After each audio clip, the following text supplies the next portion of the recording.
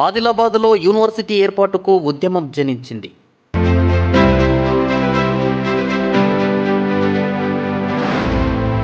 వెనుకబడిన ప్రాంతాన్ని యూనివర్సిటీ ఏర్పాటుతో అభివృద్ధి బాటలో తీసుకొచ్చేందుకు జిల్లా విద్యావంతులంతా ఏకమయ్యారు.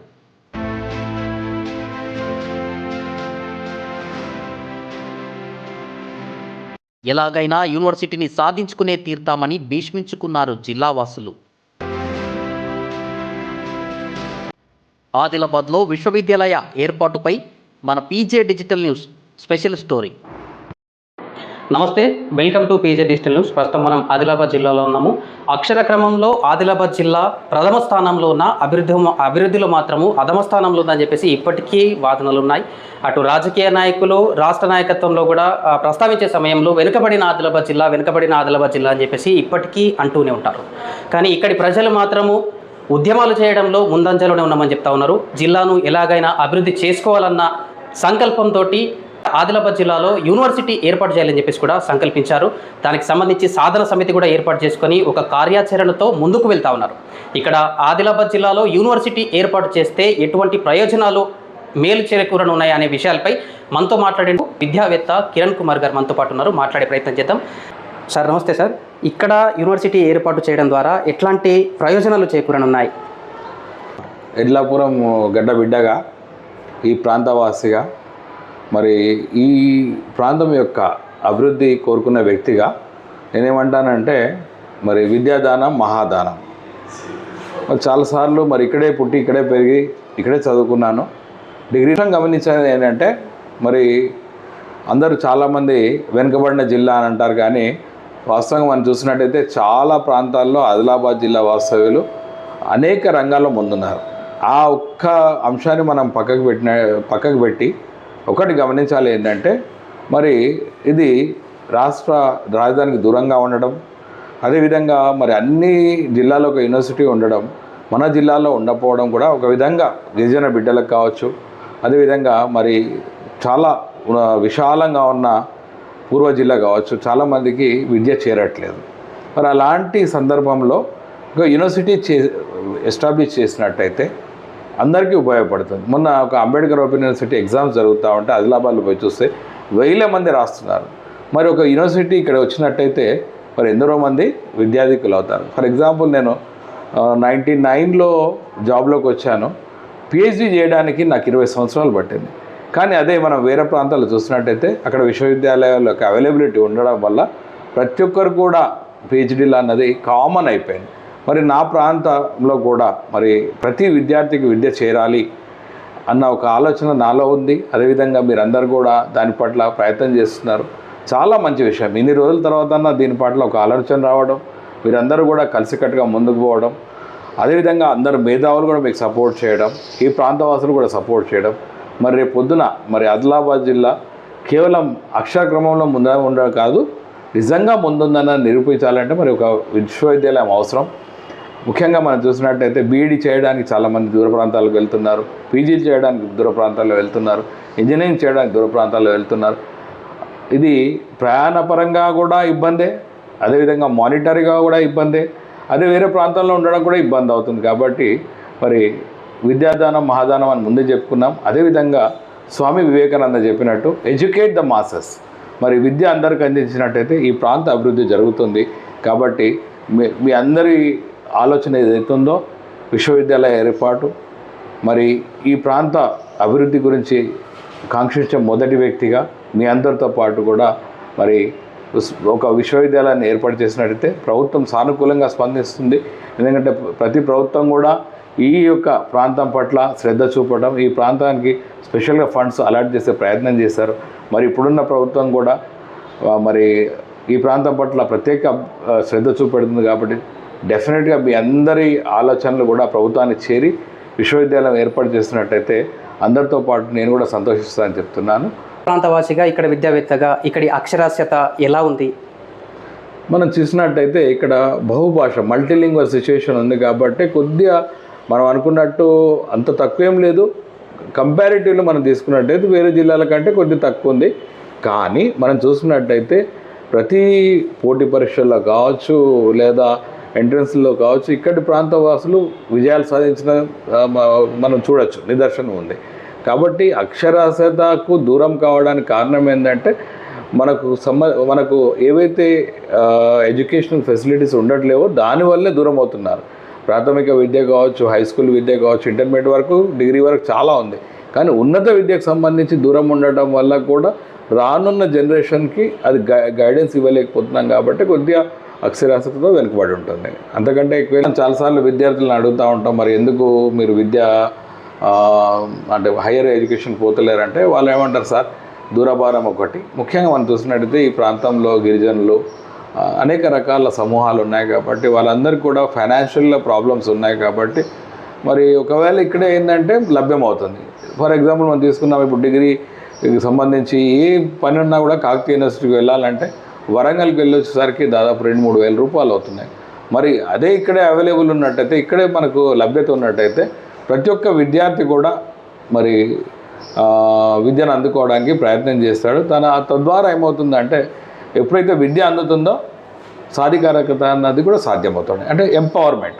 ముఖ్యంగా మనం తీసుకున్నట్టయితే ఆదిలాబాద్లో కూడా మెయిల్ చైల్డే కాకుండా విమెన్ కూడా ఎక్కువ చదువుతున్నారు. కాబట్టి ముఖ్యంగా మరి విమెన్ని దూరం పంపించడానికి ఆలోచించే వాళ్ళు కూడా ఎప్పుడైతే యూనివర్సిటీ ఎస్టాబ్లిష్ అవుతుందో ఇక్కడ అందరూ కూడా చదవడానికి అవకాశం దొరుకుతుంది. తద్వారా మనం అనుకున్నట్టు ఈ ప్రాంత ఎంపవర్మెంట్ కూడా జరుగుతుంది. ఇక్కడ యూనివర్సిటీ ఏర్పాటు విషయంలో సాధ్యాలపై మీరు ఏమనుకుంటా ఉన్నారు? డెఫినెట్గా మరి కేంద్ర ప్రభుత్వం కావచ్చు, రాష్ట్ర ప్రభుత్వం కావచ్చు, మరి ప్రజాప్రతినిధులు అందరూ కూడా మరి ఏదైతే విశ్వవిద్యాలయ సాధన సమితి పనిచేయడం జరుగుతుందో దాని పట్ల ప్రతి ఒక్కరు కూడా, అంటే మొత్తం ఎమ్మెల్యేలు కావచ్చు, ఎంపీలు కావచ్చు, వారందరూ కూడా సానుకూలంగా స్పందించారు. మరి ఇదే అంశాన్ని గౌరవనీయులు ముఖ్యమంత్రి గారు ముంగట, ఎందుకంటే వారు రైజింగ్ తెలంగాణ కోసం పనిచేస్తున్నారు 2047 వరకు. దాంట్లో భాగంగా మరి ఆదిలాబాద్ పట్ల కూడా వారికి సానుకూలమైన దృక్పథం ఉంది. సో వారు ఒక స్టెప్ ముందు తీసుకున్నట్టయితే, అదేవిధంగా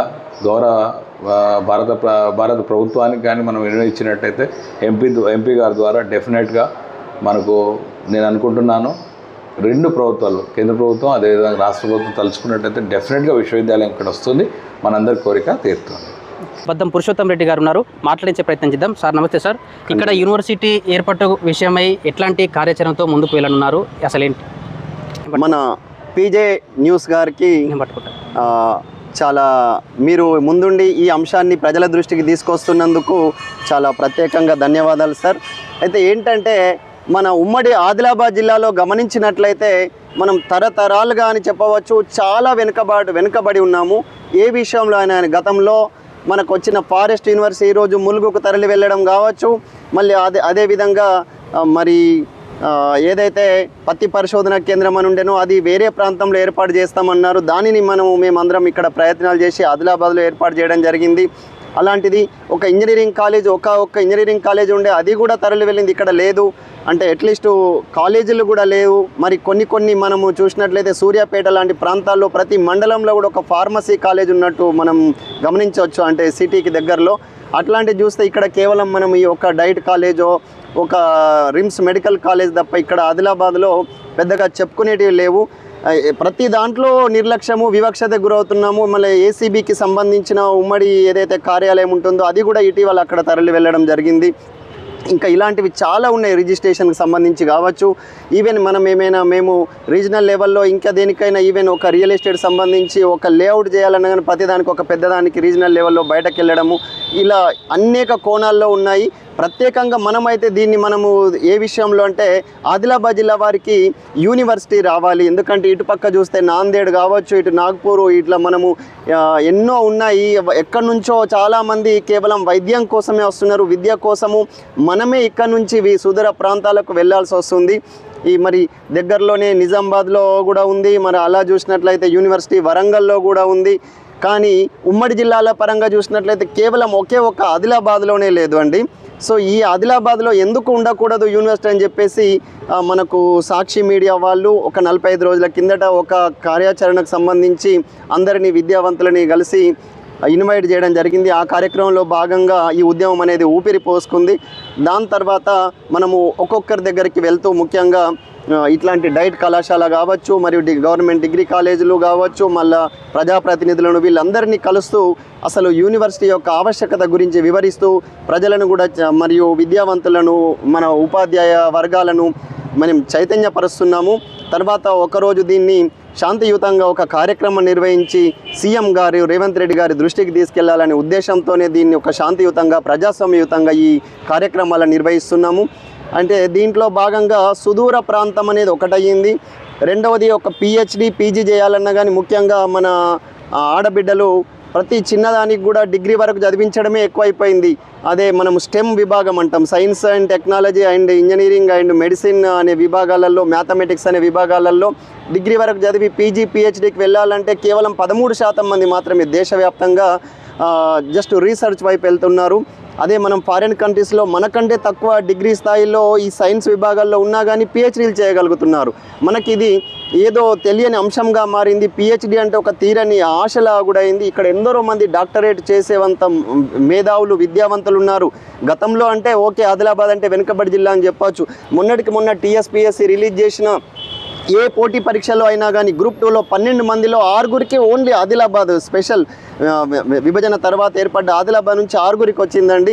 అలాగే హిందీ విభాగంలో కావచ్చు, జూనియర్ లెక్చరర్ విభాగంలో కావచ్చు, ఉపాధ్యాయుల విభాగంలో అన్నిట్లలో స్టేట్లో టాప్గా నిలిచిండ్రు ఆదిలాబాద్ వాళ్ళు. అట్లాంటి వాళ్ళు ఉన్నత విద్య పొందలేకపోతున్నారన్న ఆవేదన తపనతోనే మేము ఈ ప్రయత్నం అనేది చేస్తున్నాం. ఈ ప్రయత్నానికి మాకు విశేషమైన స్పందన లభిస్తుంది.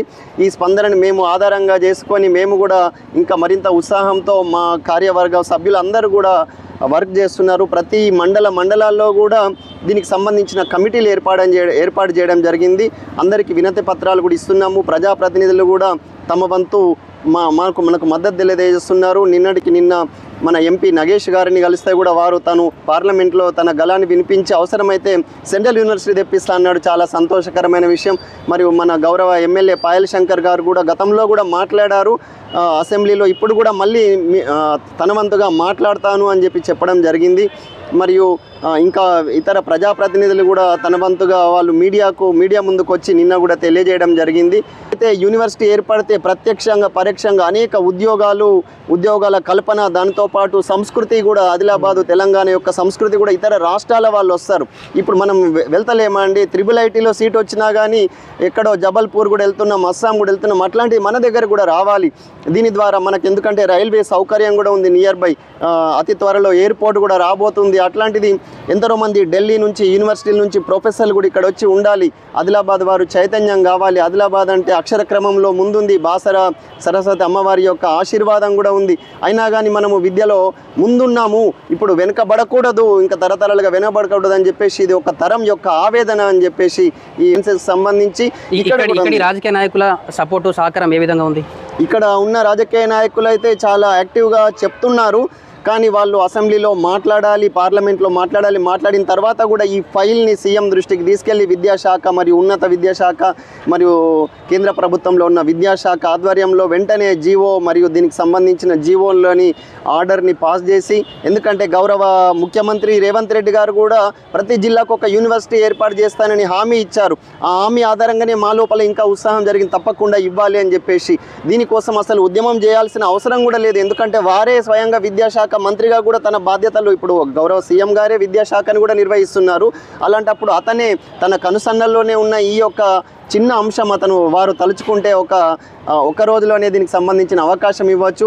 దీని తరపున మేము దాతల్ని కూడా అవసరమైతే మౌలిక వసతుల కోసం దాతల్ని కూడా ముందుకు తీసుకొస్తాము. భూమి కూడా ఇవ్వడానికి కూడా అనేక మంది ఒక భూదాన ఉద్యమం లాంటి ఉద్యమం కూడా చేస్తాం తప్పనిసరిగా. ఇది లేదు అది లేదని చెప్పేసి మాత్రం దయచేసి ప్రజాప్రతినిధులారా దీన్ని మాత్రం వెనక్కి తీసుకెళ్ళకండి. ఎందుకంటే జవహర్ నవోదయ విద్యాలయం సర్వే చేస్తే భీంపూర్ అన్నారు, మన్నూరు అన్నారు. చివరికి మన్నూరులో వచ్చిన తర్వాత కూడా మా నోట్లే మన్ను పడ్డదండి. నిజంగా అసలు ఏమి నవోదయ విద్యాలయం కూడా వెళ్ళిపోయింది. ఇట్లా ప్రతి దాంట్లో నోట్లో మన్ను వేస్తున్నారు తప్ప ఏం లేదు.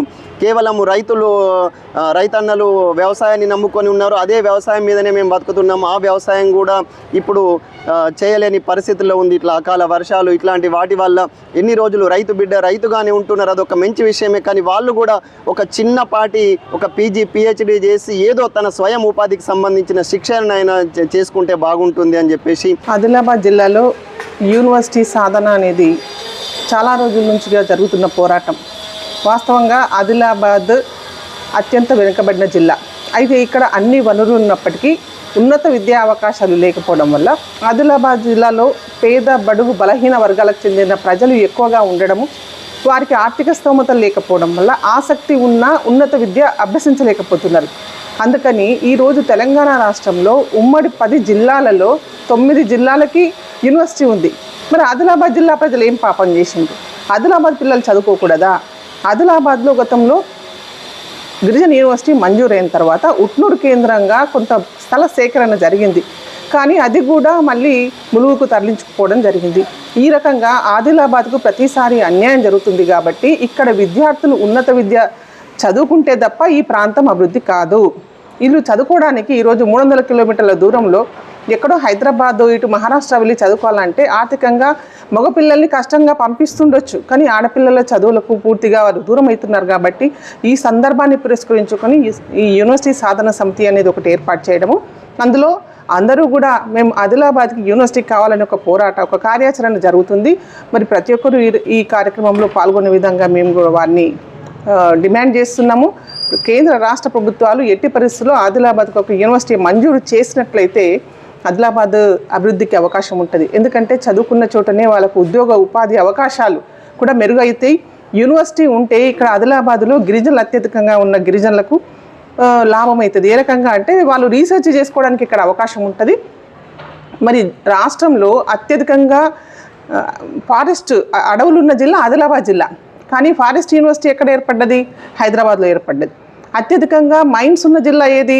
ఆదిలాబాద్. ఈ చుట్టుపక్కల మంచిర్యాల బెల్ట్ అంతా సింగరేణి బెల్ట్. అలాంటి చోట యూనివర్సిటీ ఏర్పాటు చేయకుండా, అంటే అన్ని రకాలుగా అనువుగా ఉన్న ఆదిలాబాద్ జిల్లాకు యూనివర్సిటీ ఇవ్వకుండా మరి మాకు అన్యాయం జరుగుతుంది. కాబట్టి మేమందరము ఈసారి ఏకతాటిగా యూనివర్సిటీ సాధించే వరకు పోరాటం చేస్తామని చెప్పి సందర్భంగా తెలియజేస్తున్నాం.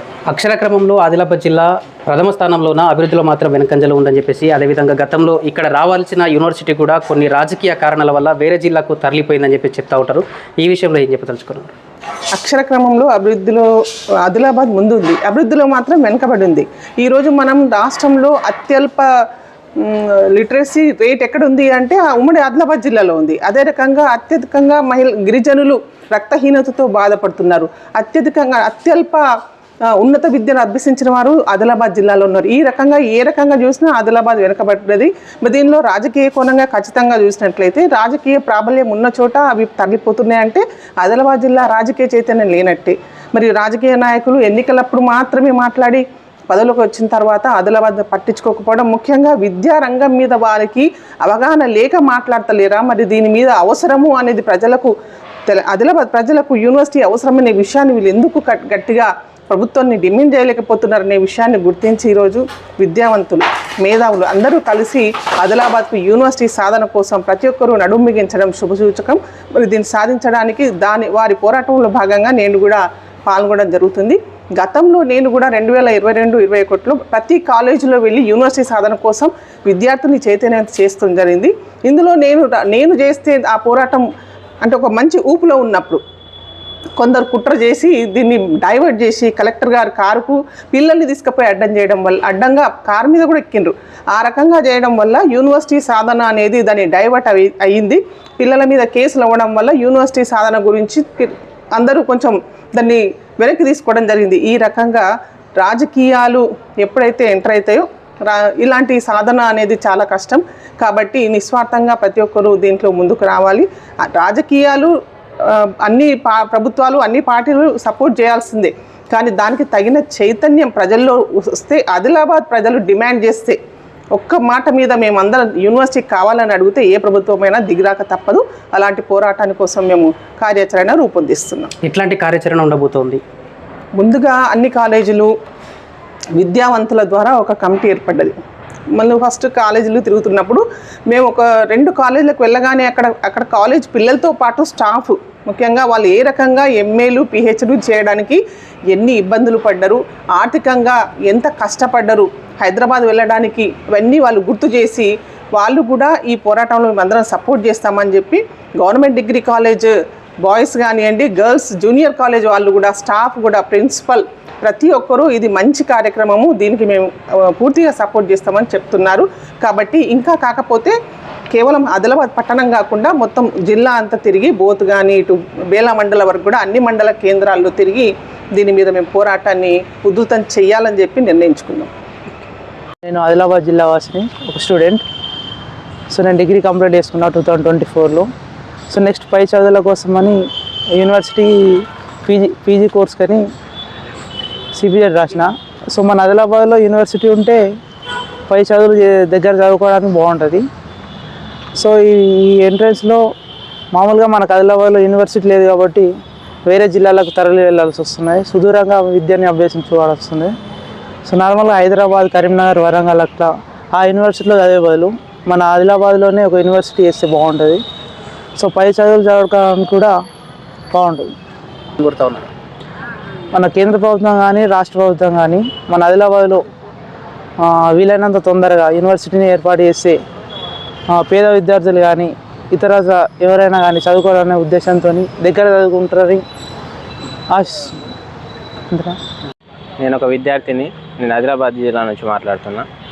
మా ఆదిలాబాద్ జిల్లా నుంచి గత ఎన్నో సంవత్సరాల నుంచి వెనుకబడింది అని అంటూనే ఉన్నారు తప్ప దీన్ని ముందుకు తీసుకెళ్లే ఆలోచన ఎవరు కానీ చేయట్లేదు. ఈ కేంద్ర ప్రభుత్వం చేయట్లేదు, రాష్ట్ర ప్రభుత్వం చేయట్లేదు. ఇంతకుముందు ఆదిలాబాద్కి శాంక్షన్ అయిన యూనివర్సిటీని ములుగుకు తరలించారు. ఇక మా తెలంగాణలో యూనివర్సిటీ లేని జిల్లా ఏదన్నా ఉన్నదంటే అది మా ఆదిలాబాద్ జిల్లానే. యూనివర్సిటీ లేకపోవడం వల్లనే మేము ఉన్నత చదవలేకపోతున్నాం. ఇప్పుడు నాదే డిగ్రీ కంప్లీట్ అయింది. నేను యూనివర్సిటీ లేక ఏదైనా పై చదువులు చదువుదామంటే ఇక్కడ వరంగల్ కానీ లేదంటే నిజామాబాద్ కానీ హైదరాబాద్కి వెళ్ళాలని ఆర్థిక స్తోమత లేక ఇక్కడ లైబ్రరీకి వచ్చి చదువుకొని ఏదో చిన్న ఉద్యోగం చేద్దామన్నట్టు ఇక్కడికి వస్తున్నా. అదే ఒకవేళ యూనివర్సిటీ మా ఆదిలాబాద్ జిల్లాలో ఉండి ఉంటే ఆ పై చదువేమో ఇక్కడే మేము చదువుకొని మేము ఇంకో ఉన్నత స్థానాలకు వెళ్ళే అవకాశం ఉంటుంది. ఈ తోటి చిన్న వర్క్ చేసుకుంటే ఇక్కడనే ప్రైవేట్లో చాలా ఇబ్బంది పడుతున్నారు. ఒకవేళ మా దగ్గర యూనివర్సిటీ ఉంటే మా ఆదిలాబాద్ నుంచి కూడా ఎందరో మంది యూనివర్సిటీలో జాయిన్ అయ్యి చదువుకొని మా ఆదిలాబాద్ డెవలప్ అవుతుంది. అందుకోసం మాకు యూనివర్సిటీ ఖచ్చితంగా కావాలా. ప్రభుత్వాన్ని నా పేరు రాథోడ్ సందీప్. నేను యూనివర్సిటీ సాధన నెరడిగుండ మండల కన్వీనరు. ముందుగా ఇక్కడ విచ్చేసిన పీజే డిజిటల్ న్యూస్ రిపోర్టర్కి ప్రత్యేక ధన్యవాదాలు. ఇక్కడ పెద్ద సమస్య ఉమ్మడి ఆదిలాబాద్ జిల్లాలో పెద్ద సమస్య ఏమిటంటే యూనివర్సిటీ. ఇక్కడ యూనివర్సిటీ లేకపోవడం వలన ఎంతోమంది విద్యార్థులు తమ చదువులకు దూరం అయిపోతున్నారు. ఇక్కడ నుంచి దూర ప్రాంతాలకు వెళ్ళి చదువుకోలేక మాలాంటి గిరిజన విద్యార్థులు ఎంతోమంది ఆదిలాబాద్లోనే ఉండి వ్యవసాయ పనులే చేసుకుంటున్నారు తప్ప బయటకు వెళ్ళి చదువుకోవాలనే ఆలోచన కూడా వాళ్ళ నుంచి వెళ్ళిపోయింది. ఎందువలన అంటే ఇక్కడ డిగ్రీ చేసిన తర్వాత పీజీ చేయాలంటే అంత దూరం వెళ్ళి చదువుకునే స్తోమత లేదు. హాస్టల్ వసతి కూడా సరైన హాస్టల్ వసతిలో ఉండాలన్నా అక్కడ పెట్టడానికి సరైన ఇన్వెస్ట్మెంట్ లేకపోవడం వలన బయట వెళ్ళి చదువుకోలేకపోతున్నారు విద్యార్థులు. అలాంటి వలన ఇక్కడనే మనకు ఆదిలాబాద్లో యూనివర్సిటీ వస్తే అందువలన ఇక్కడనే దూర ప్రాంతం కాకుండా దగ్గర ప్రాంతం ఉందని ప్రతిరోజు వచ్చి చదువుకునే వీలు ఉంటుంది ఆ యూనివర్సిటీ వల్ల. అలానే ఎంతోమంది విద్యార్థులు ఇక్కడ నుంచి బయటకు వెళ్ళాలంటే వాళ్ళకు పెద్ద ఎత్తున ఖర్చు వస్తుంది. అది మాలాంటి గిరిజన ఆదివాసీ విద్యార్థులు పెట్టుకోలేని స్తోమత గల విద్యార్థులు ఎంతోమంది ఉన్నారు. ముందుగా అందుకు నేనే నిదర్శనం. నేను డిగ్రీ పూర్తి చేశాను, కానీ నేను పీజీ చేయాలంటే బయట వెళ్ళడానికి నాకు తగినంత స్తోమత లేకపోవడం వల్ల నేను ఇక్కడనే నా చదువును పూర్తి చేసుకొని డిగ్రీ పూర్తి చేసుకొని వ్యవసాయం పనులు చేసుకుంటున్నా. ప్రభుత్వాన్ని ముందుగా సీఎం రేవంత్ రెడ్డి గారిని ఒకటే కోరుకుంటున్నా, ఏమంటే వెంటనే ఆదిలాబాద్ జిల్లాలో ఖచ్చితంగా స్టడీ సెంటర్ని యూనివర్సిటీని ప్రారంభించాలని కోరుకుంటున్నా. సో ఇది ఆదిలాబాద్ జిల్లాలో యూనివర్సిటీ ఏర్పాటు కోసము ఇక్కడి విద్యావేత్తలంతా కూడా కంకణబద్దులయ్యారు. రాజకీయ నాయకులు కూడా వీరికి మద్దతు ఇస్తే ఖచ్చితంగా యూనివర్సిటీ రావడానికి ఎంత సమయం పట్టదు. ప్రభుత్వాలు ఖచ్చితంగా ఈ విషయమై దృష్టి సారించాలి. ఎందుకంటే అడవుల జిల్లాగా ఈ ఆదిలాబాద్కు పేరుంది. ఇక్కడ యూనివర్సిటీకి అన్ని రకాల సహజ వనరులు కూడా అందుబాటులో ఉన్నాయి. మంచి ఆక్సిజన్ కూడా ఉంటుంది. విద్యార్థులకు కూడా ఆహ్లాదకరమైన వాతావరణం కూడా ఉంటుంది. ఇక్కడ సహజ వనరులు అన్నీ ఉన్నాయి. కానీ ఆదిలాబాద్ అంటే అక్షర క్రమంలోనే మొదటి స్థానంలో, ప్రథమ స్థానంలో ఉంది. కానీ అభివృద్ధిలో మాత్రం అధమ స్థానంలో ఉందని చెప్పేసి ఇప్పటికీ రాజకీయ నాయకులు అటు పార్లమెంట్లోనూ ఇటు అసెంబ్లీలోనూ ప్రస్తావిస్తూ ఉంటారు. కానీ ఖచ్చితంగా ఈ జిల్లాను అభివృద్ధి చేయాలంటే ఇక్కడ యూనివర్సిటీ ఏర్పాటు చేయాల్సిందే. ఖచ్చితంగా ఈ విషయంలో సీఎం రేవంత్ రెడ్డి గారు కూడా, కేంద్ర రాష్ట్ర ప్రభుత్వాలు కూడా సమన్వయంతో వెళ్ళి ఇక్కడి రాజకీయ నాయకులు కూడా, ఇక్కడ కాంగ్రెస్ నాయకులు కూడా ఉంటారు, ప్రభుత్వ పెద్దల్ని ఒప్పించాలి, ఎట్లాగైనా ఒప్పించి ఇక్కడ కూడా యూనివర్సిటీ ఏర్పాటు చేసే విధంగా కృషి చేయాలని చెప్పేసి కూడా ఇక్కడి విద్యావేత్తలు డిమాండ్ చేస్తున్న పరిస్థితి. చూస్తూనే ఉండండి మన పీజే డిజిటల్ న్యూస్. నేను మీ ప్రదీప్ జిల్లెడ్వార్.